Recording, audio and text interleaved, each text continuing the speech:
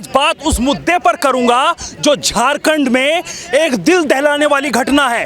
अंकिता कक्षा 12 की छात्र और झारखंड की बेटी को जलाकर मार दिया गया। मारा किसने? उसका नाम है शाहरुख हुसैन। और दूसरा जो आरोपी है जिसने पेट्रोल ला कर दिया जलाने के लिए, उसका नाम है नईम। गुस्सा तो इतना है कि लगातार मैं बोल नहीं पाऊंगा, लेकिन बात उस पर जरूर होगी, क्योंकि इस तरीके के दरिंदे अगर देश में रहेंगे, लफ्ज़ जिहाद की बातें करेंगे और लफ्ज़ जिहाद को अंजाम देंगे, तो उन पर बात लगातार रजत शर्मा करेगा।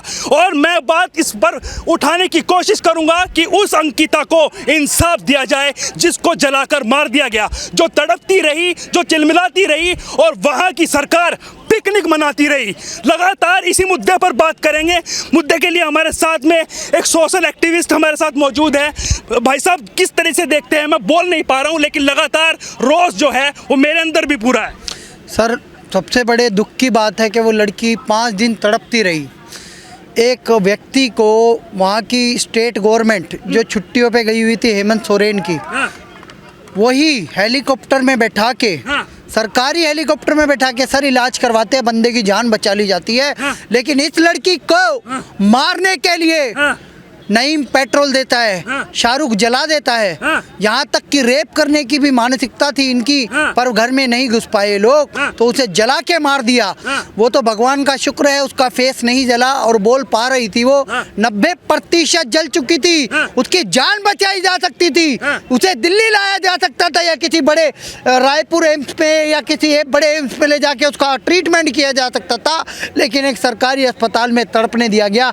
5 दिन तड़पती रही और शाहरुख को उसने अंतिम इच्छा जताई, जैसे मैं तड़प तड़प के मर रही हूँ, उन अपराधी छोटू नईम और शाहरुख हुसैन को भी वैसी ही मृत्यु मिलनी चाहिए, मृत्यु दंड मिलना चाहिए। सर, वहाँ के प्रशासन में एक डीएसपी बैठा, जिहादी डीएसपी, मैं उस पर सीधा आरोप लगा रहा हूँ, खाकी वर्दी अपमानित नहीं होनी चाहिए। ऐसे जिहादी लोग बैठे हैं, उस पे शाहरुख पे पॉस्को एक्ट लग जाता। उस लड़की अंकिता की उम्र थी 15 साल 8 महीने, लेकिन उस जिहादी डीएसपी नूर मुस्तफा अंसारी ने उसकी उम्र ज़्यादा दिखाने की, 19 दिखाने की कोशिश करी।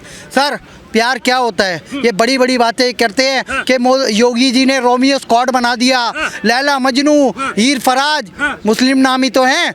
अगर प्रेम अमर था, अगर प्रेम दोनों तरफा था, तो तुम भी जल के मर जाते तो माने जाते। जिहादी शाहरुख, तुमने एक लड़की को जला के मार दिया। आरोपी शाहरुख पहले भी कटघरे में रहा है और लगातार वो जेल काट कर भी आया है। उसने पहले एक महिला जो शादीशुदा, उसको किडनैपिंग का आरोप उस पर है, उसके साथ गलत व्यवहार करने का आरोप इस पर है। फिर भी वहां की सरकार चुप बैठी और वहां का प्रशासन चुप बैठा। किसको मानते हैं आप? सबसे बड़ी गलती किसकी लग रही है? सर, प्रशासन की गलती है ना। ऐसे बलात्कारियों, जिहादियों को खुली छूट दोगे, अगर वो जेल से छूट जाएंगे तो फिर अपराध करेंगे। अपराधी प्रवृत्ति का व्यक्ति अपराधी तो करेगा। अगर उसने उसे जिंदा जलाया है तो वो हौसला उसे कहां से मिला है? अगर नईम पेट्रोल लाया है छोटू जलाने के लिए एक लड़की को, तो ये हौसले कहां से मिले? व्यवस्था से तो मिले हैं। ये व्यवस्था को बदलना पड़ेगा।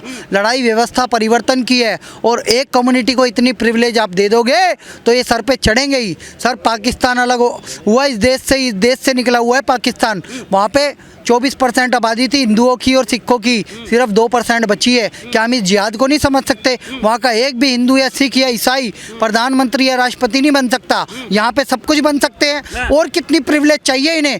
18% आबादी और कहते हैं माइनॉरिटी है। आप बताओ ना, किसी जैन ने आज तक पत्थर चलाया है? भाई, जैन भी रहता है, सिख भी रहता है, पारसी भी रहता है, बौद्ध भी रहता है, ईसाई भी रहता है। किसी भी रामनवमी पे या भगवान राम के मंदिर पे उन्हें कोई आपत्ति नहीं है, पर इन जिहादियों को पूरी आपत्ति है। क्यों है भाई? क्यों रामनवमी पे पत्थर चलाते हो? क्यों तुम हनुमान जयंती पे पत्थर चलाते हो? हैं? क्यों मोदी योगी का इतना विरोध करते हो? अगर तुम्हें विरोध करना है, ये लोकतांत्रिक देश है, वोट डाल के विरोध करो ना। औकात है तो जीतो, संसद में पहुंचो, चला लो अपना कानून। लेकिन कानून से नहीं चलेंगे सर। ये पत्थरबाज लोग हैं, ये गुंडे लोग हैं, ये आतंकी जिहादी लोग हैं, ये हमेशा अपनी दादागिरी चलाते हैं। पहले की सरकारों ने इनका तुष्टीकरण सह लिया, लेकिन मोदी योगी सरकार नहीं सहने वाली। पहले तो इंदिरा गांधी ने इमरजेंसी लगा के हिंदुओं को ही प्रताड़ित किया, सेकुलर वोट डाल दिया। लेकिन इस बार मैं कहता हूँ मोदी सरकार से, एक बार 6 महीने की इमरजेंसी लगा दो, पूरा तकिया कलाम पलट दो इनका। इन जिहादियों को सबसे पहले इनका नेटवर्क बस्ट करो, क्योंकि PFI पे बैन लगाने का कोई फायदा नहीं है। इंडियन देखो, इसमें में इस केस में, अंकिता वाले केस में पीएफआई का नाम भी आया है। पीएफआई झारखंड में बैन है, सिर्फ एक ही राज्य में, भारत के 29 राज्यों में एक ही राज्य में बैन है पीएफआई, क्योंकि वहाँ पे वो लड़कियों की शादी करके उनकी डेमोग्राफी चेंज कर रहे थे, बच्चे भी पैदा कर रहे थे, उनकी ज़मीनों पे कब्जा कर रहे थे, आतंकी नेटवर्क स्टार्ट कर चुके थे। मैं ये बात कहूँगा, इंडियन मुजाहिदीन एक आतंकी संगठन था कांग्रेस काल में, उसे बैन कर दिया गया। वो बना Simi, student Islamic movement in India, उसे भी सरकार ने बैन कर दिया, फिर वो बन गया पीएफआई। सर आतंकवादी वहीं रहा, स्लीपर सेल वहीं रहा, लेकिन संगठन बदलते रहे। पीएफआई पे बैन लगा के मोदी सरकार क्या उखाड़ लेगी? इन जिहादियों की मानसिकता को बदलो, इन स्लीपर सेलों का नेटवर्क खत्म करो। जैसे कि हिमंता बिस्वा शर्मा ने अभी 3 मदरसे गिराए हैं, 40 से ज्यादा आतंकियों को पकड़ा है। अब समय आ गया है इन पे बैन लगाने का। ऐसे बैन लगेगा तभी ये औकात में आएंगे, इनकी मानसिकता पलटनी पड़ेगी। संगठनों पे बैन मत लगाओ, इनकी जिहादी मानसिकता पे बैन लगाओ। जिस तरीके से लगातार जो वो है, क्या नाम उसका, शाहरुख है कातिल, और दूसरा उसका नईम जो दोस्त है जिसने पेट्रोल लाकर दिया जलाने के लिए, वो लगातार उसको टॉर्चर कर रहे थे, लड़की को, लड़की के पीछे लगातार लगे हुए थे, उसको धर्म बदलने के लिए भी बोला गया कि शादी करो, इस तरीके की बातें भी सामने आ रही हैं। तो कहीं ना कहीं क्या लगता है आपको, क्या मानसिकता लेकर इस तरीके के लोग ये काम कर रहे हैं? सर मेरी जानकारी में एक वीडियो आई उसी लड़की की, किसी ने उससे पूछा आप कहाँ रहती हो, वो मुस्लिम बहुल इलाका है, उसने कहा हाँ। सिर्फ मुस्लिम बहुल इलाका होने की वजह से वो 2 साल से डर के रह रही थी घर में, और वो इतनी डर चुकी थी, उसका ये बलात्कार करना चाहते थे, उसको ये उसे प्रताड़ित करना चाहते थे, उसे अपने मजहब में लाना चाहते, हवस का शिकार बना के मजहब में लाना चाहते थे। सर प्यार जो होता है ना, प्यार का कहा जाता है कि प्यार समर्पण को कहते हैं। अगर समर्पण था तो तुम भी जल के मर जाते, लेकिन हवस थी सर। यहाँ पे जिहाद था। ऐसे जिहादियों को मारना जरूरी है, ये सिस्टम को भी मारना पड़ेगा, समाज को भी मारना पड़ेगा। अगर वहाँ योगी सरकार होती या वहाँ हिमंता बिस्वा की बीजेपी सरकार होती तो उसके आतंकी, उस जिहादी का घर पत्थर कर दिया जाता, तोड़ दिया जाता। और ऐसे लोगों का मैं समाज से आह्वान करूंगा, आर्थिक और सामाजिक बहिष्कार करे। ऐसे जिहादी तत्व पनपने नहीं चाहिए। किसी भी लड़की को जिंदा जलाया जाना जस्टिफाई नहीं किया जा सकता। इन पे कड़ी से कड़ी कार्रवाई होनी चाहिए। सर ये समय आ चुका है बदलाव का। बेटी बचाओ बेटी पढ़ाओ, लेकिन जिहादियों से सबसे पहले बेटी बचाओ। जो इन आतंकियों से परेशान है उन लड़कियों से पूछो, उस लड़की से जाके पूछो सरिता विहार में कि अरमान अली ने उसे क्यों गोली मारी। निकिता तो मर चुकी, अंकिता तो मर चुकी, लेकिन आगे कोई बेटी ना मरने पाए, किसी बेटी को कोई जिंदा ना जलाने पाए या गोली ना चलाने पाए। ऐसी व्यवस्था हमें करनी पड़ेगी।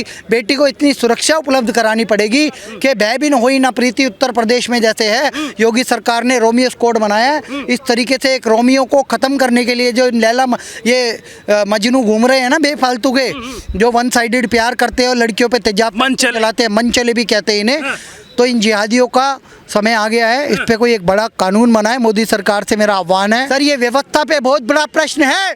जब वो पुलिस गिरफ्त में आया शाहरुख, तो वो दांत फाड़ रहा था, हंस रहा था, क्योंकि उसके पीछे एक पॉलिटिकल बैकग्राउंड है। कोई पॉलिटिकल कुछ लोग हैं जो उसे बचा सकते हैं। ये न्याय व्यवस्था के पास मुद्दा जाएगा तो हमारी न्याय व्यवस्था क्या करती है उसकी भी सुनवाई होगी कि जिहादी ने क्यों मारा।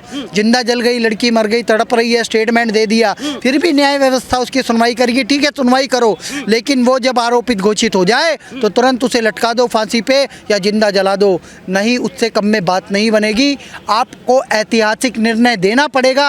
न्यायाधीश जी मेरी आपसे हाथ जोड़ के प्रार्थना है, उस बहन को मेरी श्रद्धांजलि भी है, लेकिन आपसे हाथ जोड़ के प्रार्थना है मोदी जी, अमित शाह जी, कानून मंत्री किरण रिजिजू जी, चीफ जस्टिस जो नए बने हैं उनसे भी, कि इस लड़की को न्याय दो, ऐतिहासिक निर्णय दो और इस शाहरुख आतंकी को, इस जिहादी को तुरंत फांसी पे लटका दो। जिस तरीके से लगातार हिंदू मुस्लिमों की बात फिर करने लगते हैं लोग, और ये शाहरुख नईम जो कि एक मुस्लिम धर्म से है, कहने से डरेंगे नहीं क्योंकि मुस्लिम धर्म से हैं, उनके नाम देख लीजिए आप। लगातार इस तरीके की घटना पहले भी हुई है, अब दोबारा दोहराई जा रही हैं। खौफ तक नहीं है, चेहरे पर सिकन तक नहीं है, मुस्कुरा रहा है पुलिस कस्टडी में भी। क्या इन लोगों को किस तरीके से पेश किया जा रहा है? क्या हिंदू की बेटियों के ऊपर इस तरीके की घटनाएं होंगी? क्या हिंदू खतरे में नहीं है जिस तरीके की बात चलती है? हिंदू बिल्कुल खतरे में है। राहुल ठाकुर करके आदर्श नगर का लड़का मुस्लिम लड़की से प्यार करता था, चाकुओं से गोद दिया गया।